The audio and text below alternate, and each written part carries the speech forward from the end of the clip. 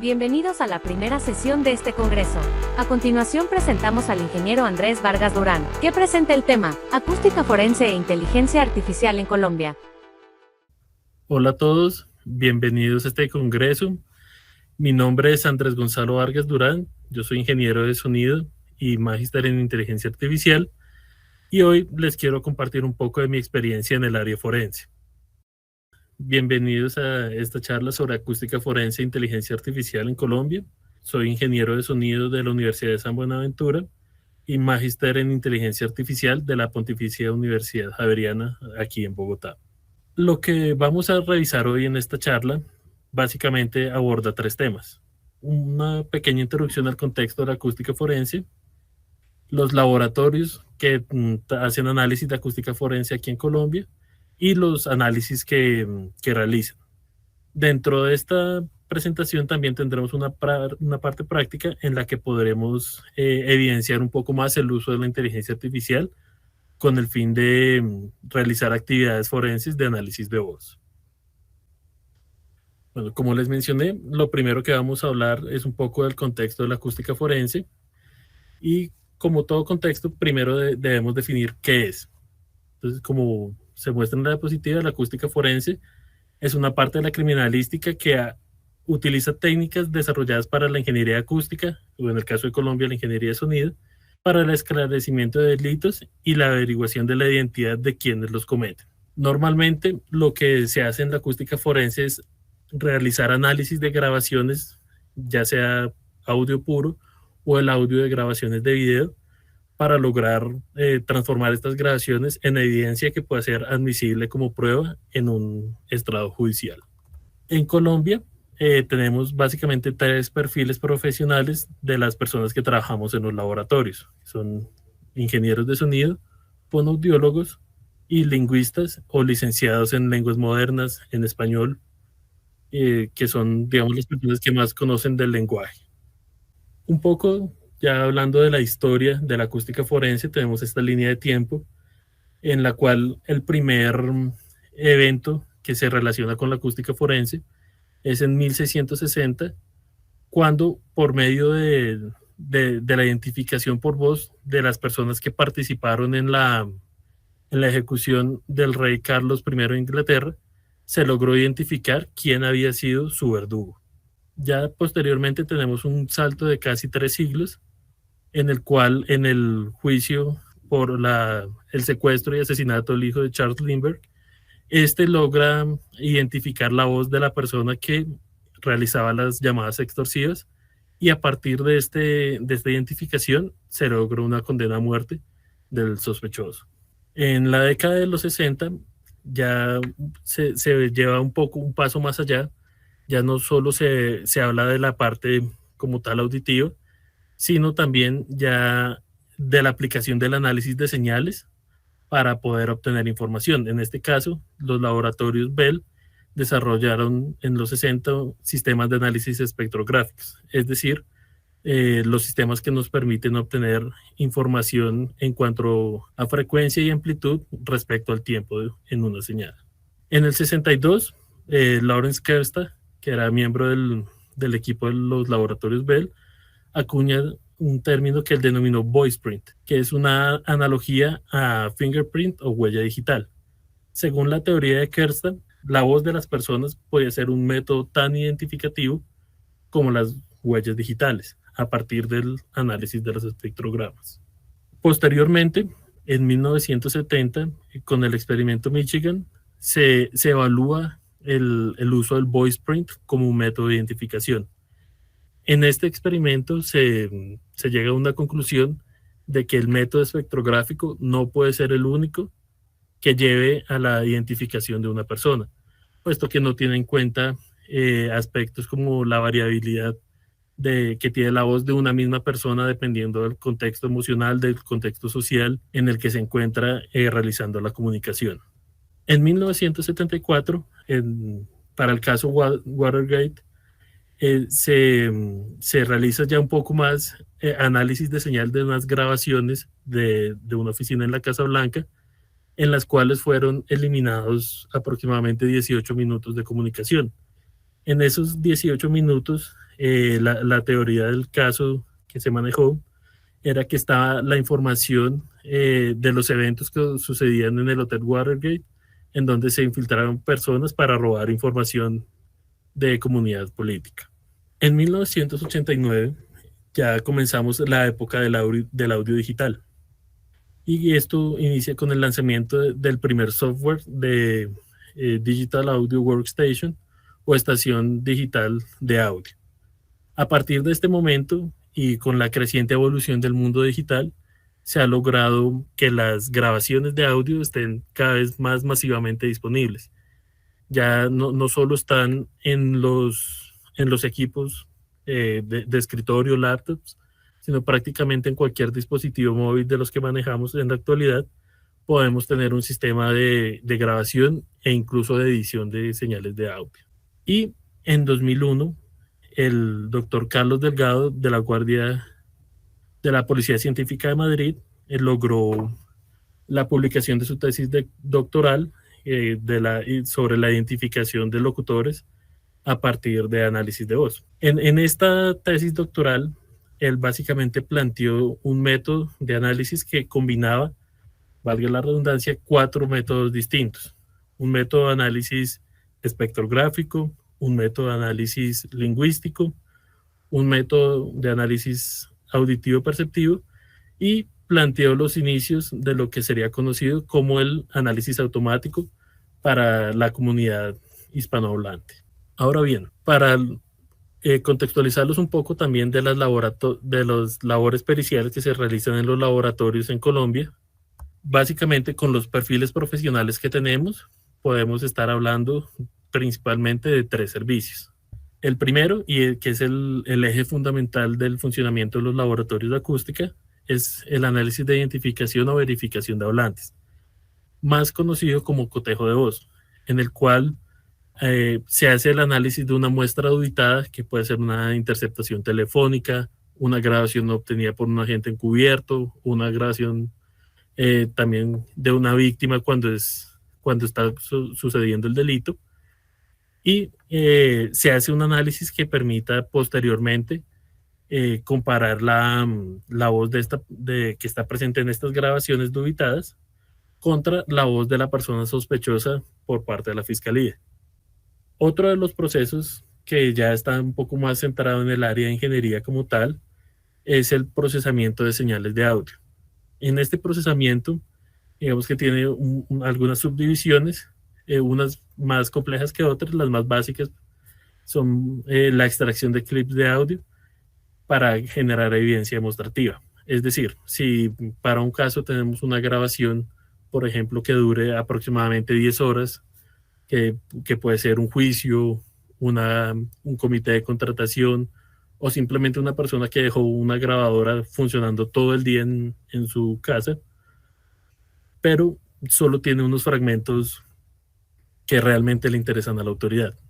Entonces lo que se hace en este caso es simplemente extraer esos segmentos y generar archivos de audio nuevos sin modificar como tal el audio, la evidencia original. Y el fuerte de este procesamiento es lo que se conoce como mejoramiento de señales de audio. En este procesamiento lo que hacemos es buscar que la evidencia que nos llegan, que insisto pueden ser grabaciones telefónicas, grabaciones, notas de voz, grabaciones hechas por víctimas, por agentes encubiertos, por sistemas de vigilancia, que muchas veces por las condiciones en las que se graba, su inteligibilidad no es ideal. Es decir, por ejemplo, si es una víctima que quiere grabar a la persona que lo está extorsionando y tienen un encuentro en persona, probablemente la víctima lo que haga sea activar su dispositivo grabador y guardarlo en un bolsillo. El problema de esto es que cada movimiento, cada interacción que tiene el equipo grabador con la ropa o con el sitio donde está siendo guardado puede generar ruidos en la señal. O si no, también está otro ejemplo que, por ejemplo, si una víctima sabe que va a tener una reunión con su victimario, pone el dispositivo a grabar en una zona más o menos alejada para que el victimario no se dé cuenta que lo están grabando. Ahí el problema va a ser que la grabación que le interesa a la autoridad está con un volumen muy bajo. Nosotros lo que hacemos en esos casos es analizar la señal y buscar la forma de optimizar que lo que le interesa al fiscal como actividad delictiva se pueda escuchar y sobre todo se pueda entender. Hay casos como en todo que no se puede llegar a un resultado positivo y en esos casos lo que nosotros hacemos, aprovechando también el entrenamiento auditivo que tenemos constantemente, es realizar una transcripción de este contenido, lo que nos permite, ya sea eh, para la teoría del fiscal, para evidencia demostrativa, que se pueda comprender lo más que se pueda de ese contenido ruidoso, que para que sirva para apoyar la teoría del caso y la evaluación de la evidencia por parte del juez. Finalmente, el análisis más reciente que se implementó en los laboratorios es la determinación de autenticidad de archivos de audio digital.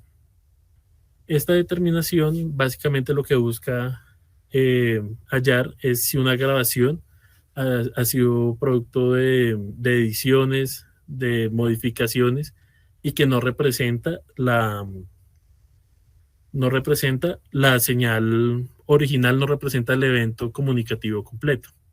Y esto puede ser una alteración que busca ocultar información relevante para el caso. Por lo cual, lo que nosotros hacemos es determinar efectivamente si existen este tipo de alteraciones para saber si esas grabaciones funcionan como evidencia o no. Ya ahondando un poco más en la parte del cotejo de voz, tenemos dos variaciones. La primera es la identificación, en la que básicamente lo que se hace es tomar un hablante desconocido y compararlos contra un banco de muestras de referencia para determinar cuál de esas personas dentro de ese banco es la muestra del hablante que no sabemos quién es. Y con eso poder ligar e identificar a esta persona por medio de su voz. La otra variable es la verificación, que es, digamos, la que más se utiliza en los laboratorios forenses, que consiste básicamente en comparar la voz de un hablante conocido, que no tiene que estar en un banco de muestras de referencia, sino simplemente necesitamos tener una muestra dubitada y una muestra indubitada y poder comparar entre ellos para hallar características que nos puedan indicar si efectivamente se trata o no de la misma persona. Como lo mencioné anteriormente, esta parte del análisis comparativo de identificación de hablantes está basada principalmente en 4 métodos. El primero es el auditivo espectrográfico, es decir, nosotros tenemos la grabación, hacemos un procesamiento, un análisis de la señal que nos permite obtener información no solo de amplitud y tiempo, sino también del comportamiento de las frecuencias de la señal.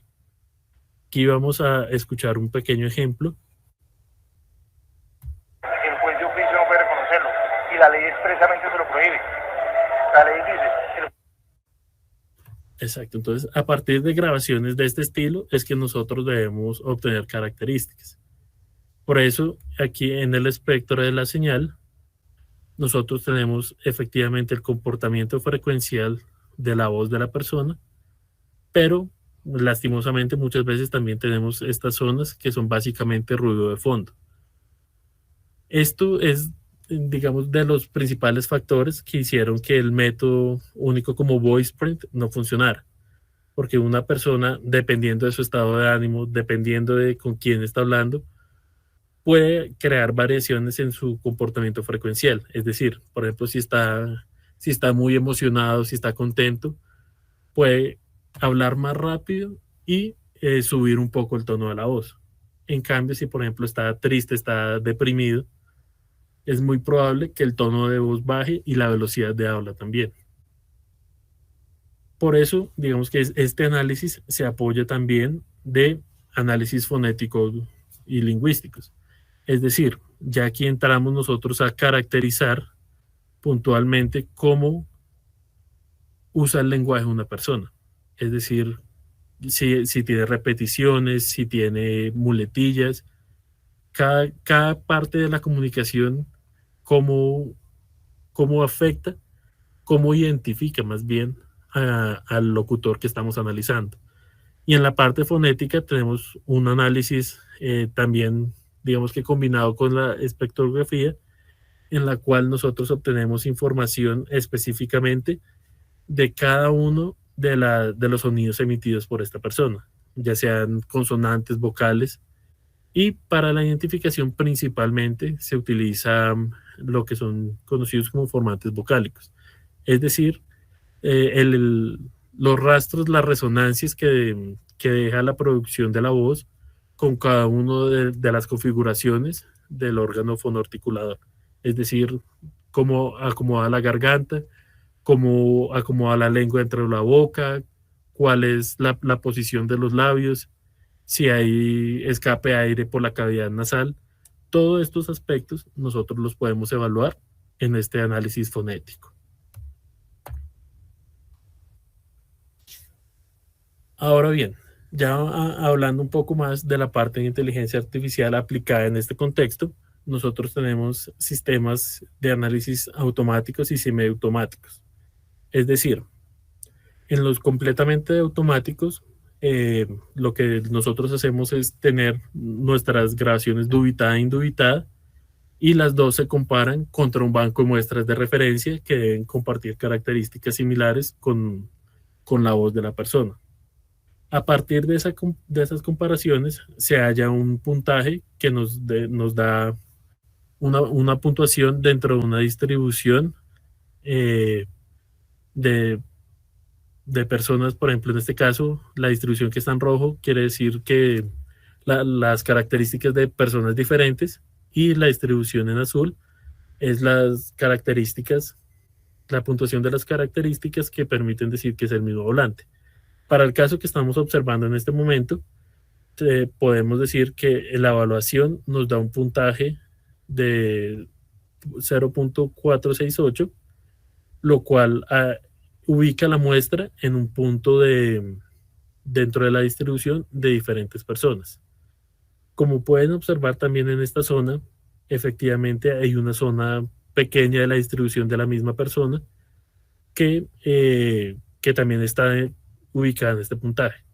Y para nosotros tomar una decisión final, lo que hacemos es dividir la puntuación que se obtiene a partir de la distribución de la misma persona sobre la distribución de personas distintas, que para este caso nos da una puntuación de LR de 0.048. ¿Esto qué quiere decir? Para interpretar el LR, lo que nosotros tenemos son unas tablas, unas escalas que básicamente tienen tres segmentos. El primer segmento, que es en los puntajes ubicados entre 0 y 0.5, quiere decir que tienen más o menos posibilidades de que sean locutores distintos. Si tenemos un puntaje ubicado entre 0.5 y 2, tenemos una zona de indeterminación, es decir, que las características que se extrajeron de las grabaciones apuntan, no pueden dar un resultado definitivo sobre si son o no la misma persona. Y si tenemos un puntaje de LR mayor a 2, quiere decir que la probabilidad de que sean la misma persona es mayor que la probabilidad de que sean personas distintas. Entonces aquí tendremos básicamente una zona de eliminación, una zona indeterminada y una zona de identificación. Y digamos, en este momento nosotros, principalmente en el laboratorio, lo que utilizamos son métodos semiautomáticos y combinados. Es decir, nosotros efectivamente hacemos una comparación automática de las señales de voz, pero también tenemos en cuenta información estadística de los análisis fonéticos y lingüísticos para poder llegar a una conclusión, que es como más o menos como se observa acá y como veremos en la parte práctica de esta charla. Entonces, efectivamente, el método combinado es el que utilizan la mayoría de los laboratorios en Latinoamérica. En Colombia, digamos que es el método aprobado para uso por los laboratorios tanto de parte de Fiscalía como de parte de Policía. Y está concentrado, como lo mencioné anteriormente, en 4 análisis: el perceptual auditivo, el lingüístico, el acústico y el automático. ¿Qué hacemos en cada uno de estos análisis? Entonces, en el perceptor auditivo tenemos en cuenta factores que podemos percibir con el oído sin llegar a hacer una medición de estos parámetros, como lo son, por ejemplo, el género de la voz que estamos escuchando, su edad, el timbre de la voz, el tipo de resonancia que tiene, el ritmo de habla, si la respiración que tiene la persona es audible o no en las grabaciones y su entonación. En la parte del análisis lingüístico se hace una evaluación de 6 parámetros también, pero estos parámetros más que de la voz es de cómo la persona utiliza el lenguaje. Y aquí lo que hacemos son caracterizaciones sociolingüísticas, morfológicas, semánticas, sintácticas, discursivas y pragmáticas, que nos dan, digamos, una idea general de cómo utiliza una persona su lengua para comunicarse dependiendo de los contextos en los que está. En la parte acústica, como les mencioné anteriormente, básicamente lo que nosotros hacemos es evaluar cómo funciona, cuáles son básicamente las dimensiones de un tracto vocal, y a partir básicamente de las resonancias que se producen por la producción del sonido y la interacción con las diferentes resonancias del órgano fonoarticulador. Como también les dije antes, el parámetro más importante en el análisis acústico es el análisis de las vocales. Es decir, nosotros aquí básicamente lo que hacemos es medir las frecuencias de resonancia de las vocales, porque son los sonidos que tienen, digamos, un flujo de aire más libre desde la salida del aire de los pulmones hasta que salen de la boca. Por ejemplo, en esta gráfica lo que estamos viendo es que la interacción de los parámetros de primer y segundo formante. El segundo formante, en este caso, tiene relación con la posición de la lengua en la boca, y el primer formante está más relacionado con qué tanto abre o cierra los labios. Igual, como les mencioné también anteriormente, está el análisis espectrográfico, que es en el cual nosotros podemos obtener información de cómo se produce el sonido, cada uno de los sonidos de la persona que está hablando. Y también, como se los expliqué anteriormente, en el análisis automático tenemos los resultados, los expresamos en Likelihood Ratio, LR, o tasa de verosimilitud, y que básicamente lo que enfrenta son dos teorías, que son personas distintas o que son la misma persona, y hace una evaluación del puntaje que obtiene una grabación de audio contra esas dos distribuciones, y a partir de eso se calcula el puntaje final. Ahora bien, en el análisis de señales tenemos, como les mencioné anteriormente, la parte de mejoramiento, que es para incrementar la inteligibilidad de una señal de audio para que pueda ser utilizada como evidencia en un sistema judicial. Y la evaluación de la autenticidad de audio es para saber si una grabación fue editada o no. En el mejoramiento de audio tenemos, digamos, algunos pasos que debemos seguir, los cuales son una escucha preliminar, un análisis preliminar que nos permita determinar las características técnicas de la grabación para saber, por ejemplo, si tiene el potencial de tener información perdida por cuenta del formato, por el tipo de dispositivo que fue utilizado para grabar.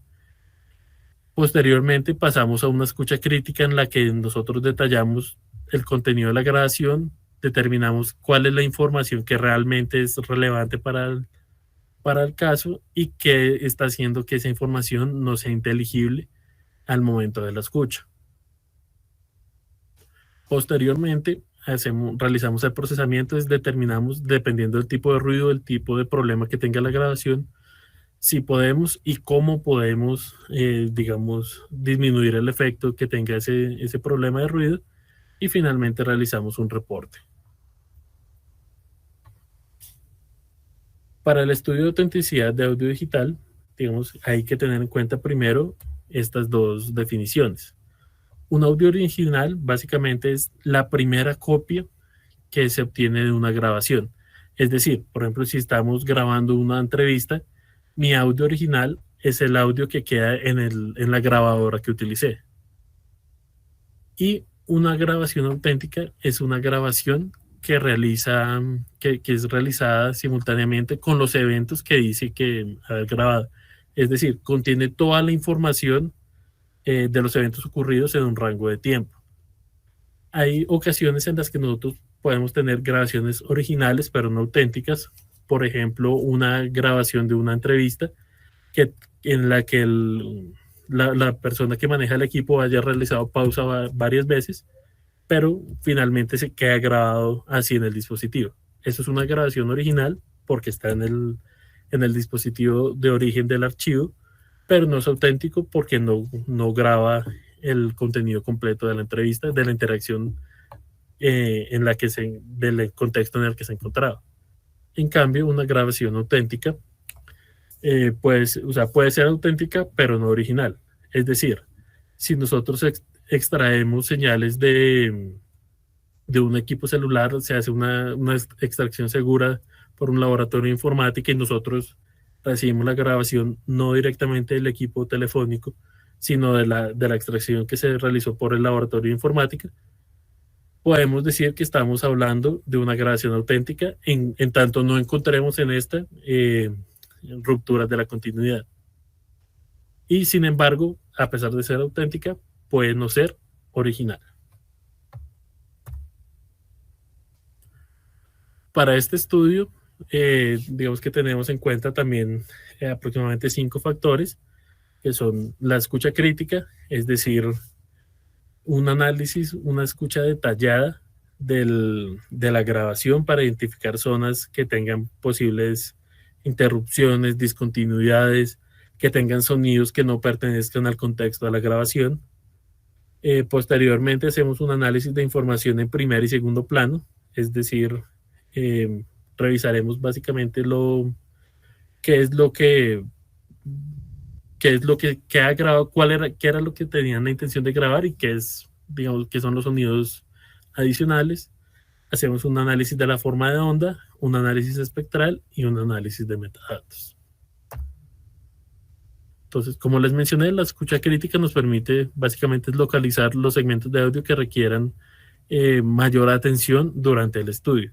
Sin embargo, también hay que tener en cuenta que hay algunos tipos de edición que si los realiza una persona que realmente sabe trabajar audio, puede que no sean notorios. Entonces, digamos, por eso no se hace un análisis solo con la escucha crítica, sino es uno de los pasos que debemos llevar a cabo. La información en primer plano es, digamos, lo que la persona que realizó la grabación realmente quería capturar.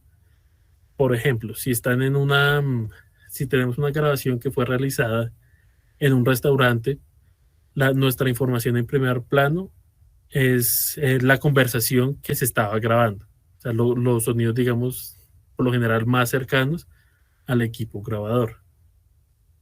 Y aquí en este digamos que también aplicamos un poco de análisis lingüístico para determinar si, por ejemplo, hay rupturas de la continuidad del tema, si hay interacciones que no fueron respondidas, si hay un orden de los locutores que en realidad no corresponde a la realidad. Todos estos son aspectos que nosotros evaluamos en esta evaluación de la información de primer plano. Y la información de segundo plano es básicamente todo lo que acompaña a esta información relevante que nosotros queríamos, que la persona que realizó la grabación quería obtener. Es decir, en el ejemplo del restaurante, el ruido de otros comensales, el ruido de la música, el ruido de los cubiertos, la cocina, todo el movimiento que se puede tener en una escena de ese tipo. Y digamos que básicamente lo que buscamos en este análisis es cambios abruptos en el ruido de fondo, si hay ruidos que están repitiéndose, interrupciones en conversaciones que no sean la protagonista de la grabación, sino ya están en un segundo plano, si hay saltos en la música que suena de fondo, clics en la señal que no correspondan a la interacción, por ejemplo, del equipo de grabación, o si por el contrario faltan sonidos que indiquen un contexto en específico. Después de realizado este análisis, nosotros hacemos lo que se llama el análisis de la forma de onda.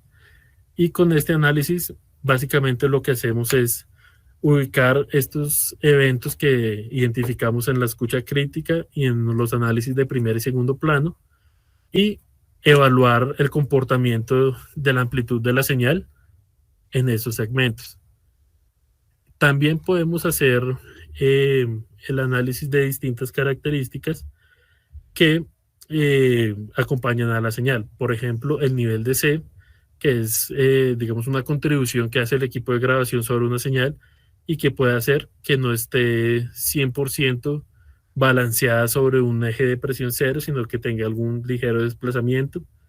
Podemos evaluar también si tiene zonas de amplitud digital cero, es decir, que no exista señal en ciertas zonas de la grabación, y si hay zonas, por el contrario, que fueron saturadas, es decir, que excedieron el volumen límite del dispositivo de grabación.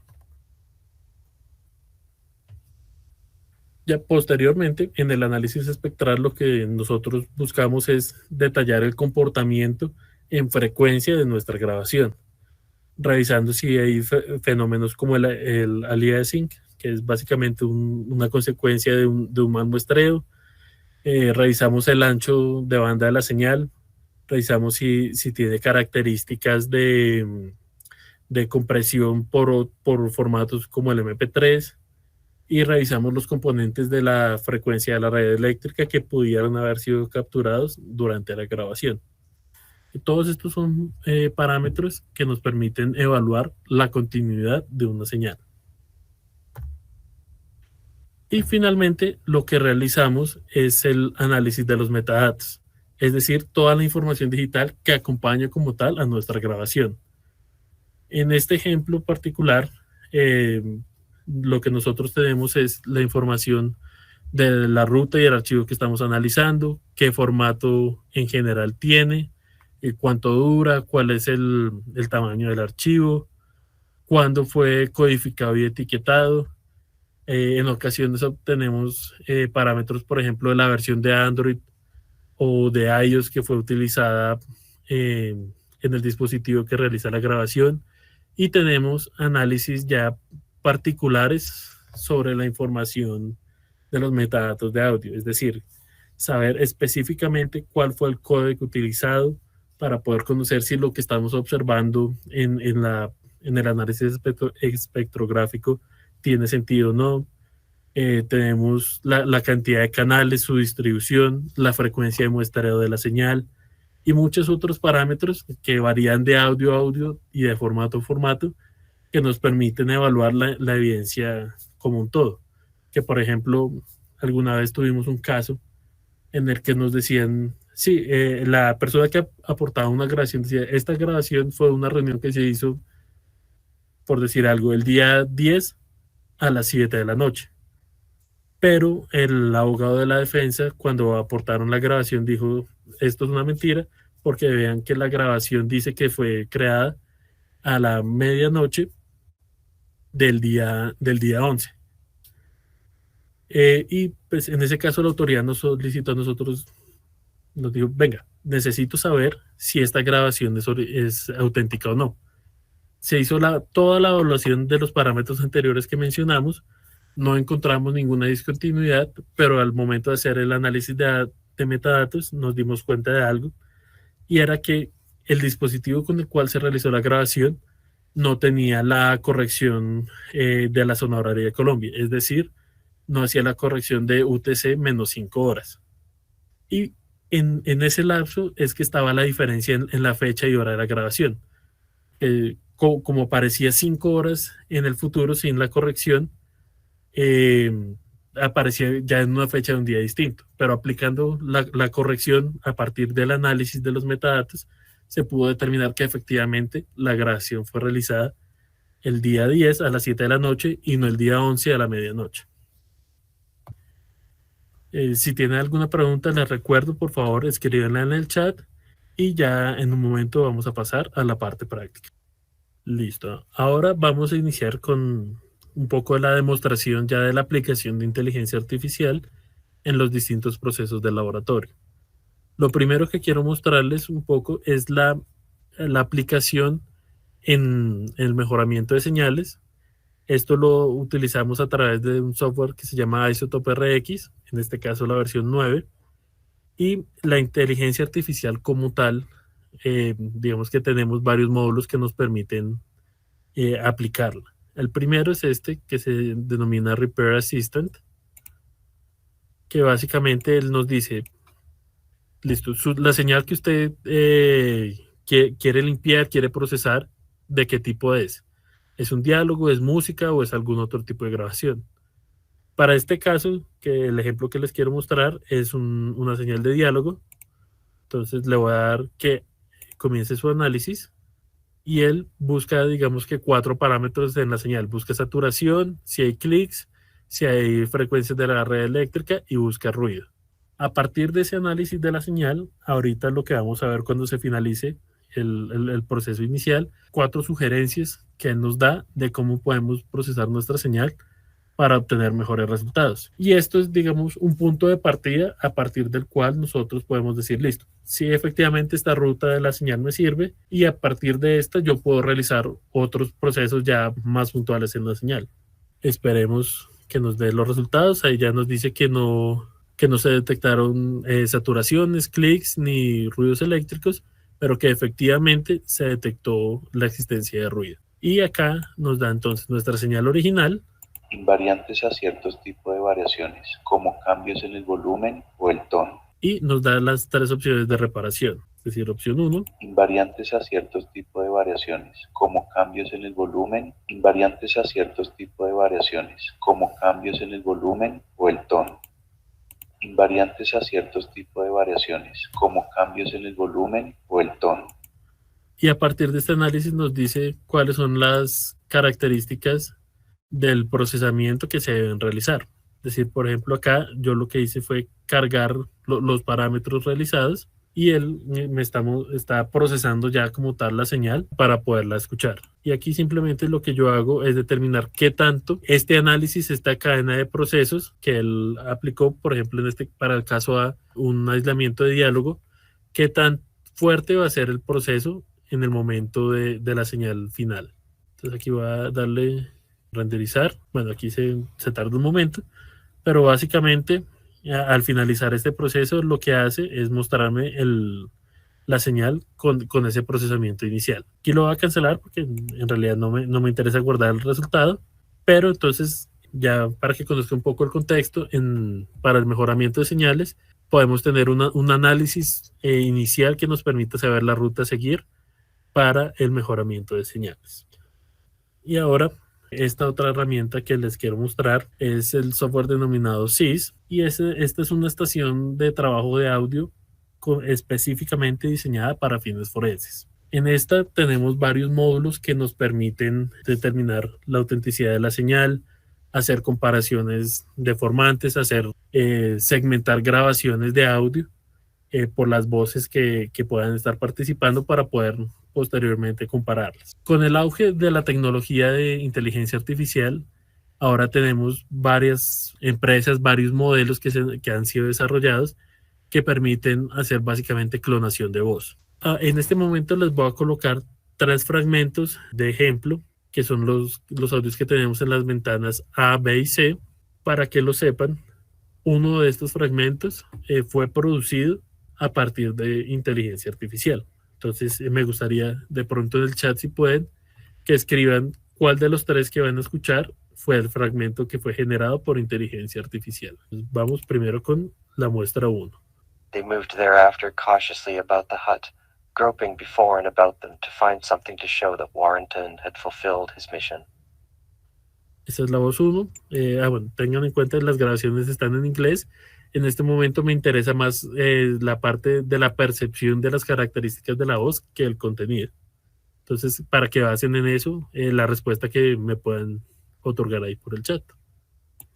Lee descended the ladder and found himself soon upon firm rock. La segunda opción y la tercera opción. They moved thereafter cautiously about the hut, groping before and about them to find something to show that Warrington had fulfilled his mission. Bueno, ahora que las pudieron escuchar, y antes de mostrarles una herramienta que tenemos, quisiera hacer una pequeña comparación automática entre ellas. Vamos a aplicar el módulo de comparación automática. Le vamos a decir que queremos comparar el audio de la opción 1 contra el audio de la opción 2. Y que no lo evalúe utilizando el algoritmo Smart Speaker. Esta herramienta, digamos que tiene cuatro diferentes algoritmos que varían según su aplicación, varía según las características de señal. Los más tradicionales son X-Vector y CX-Vector, que son, digamos, el estado del arte en cuanto a comparación automática de locutores. El algoritmo Gen 6 básicamente lo que hace es permitirnos una comparación de muestras de audio muy cortas, es decir, aquí podemos tener muestras de audio tan cortas como 0.5 segundos y a partir de eso hacer una comparación. Y el algoritmo final es Smart Speaker, que las características con las que él funciona es para grabaciones microfónicas, es decir, no funciona para interceptaciones, y que la frecuencia de muestreo de las grabaciones sea por lo menos 16.000 Hz. El programa automáticamente, dependiendo de las características de señal, nos sugiere un algoritmo que, sin embargo, nosotros podemos cambiar a quien está en lista desplegable. Sin embargo, para el ejercicio vamos a dejarlo en Smart Speaker. Si se hace una comparación de estos dos, vamos a obtener que definitivamente son el mismo locutor, por cuanto su LR es de prácticamente 10.000. Esto, para que lo tengan en cuenta, vamos a cerrar y hacer una nueva comparación entre el audio 2 y el audio 3.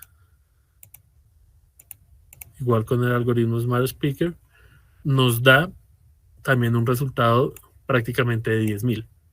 ¿Esto qué quiere decir? Que antes de nosotros llegar a una etapa de comparación de voz, necesitamos también hacer una evaluación de la autenticidad en cuanto a saber si la grabación realmente es una grabación producida, es una voz producida por un ser humano o es una voz modelada y clonada a partir de entrenamiento de la voz de una persona.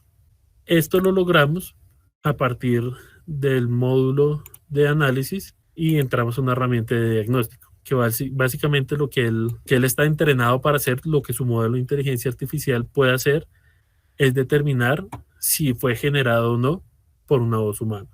Pues vamos a hacer el análisis del audio 1. Aquí nos está diciendo que muy probablemente sea una falsificación. Su puntaje está de 0 a 100%, está en 61.66. Esto quiere decir que tenemos una probabilidad más bien alta de haber sido generada por inteligencia artificial. Vamos a hacer lo mismo para los audios 2 y 3.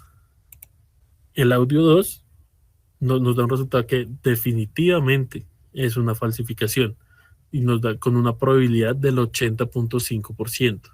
Y el audio 3, vamos a hacer igual el análisis y nos da una puntuación de 37.53%, es decir, que no fue generada por inteligencia artificial.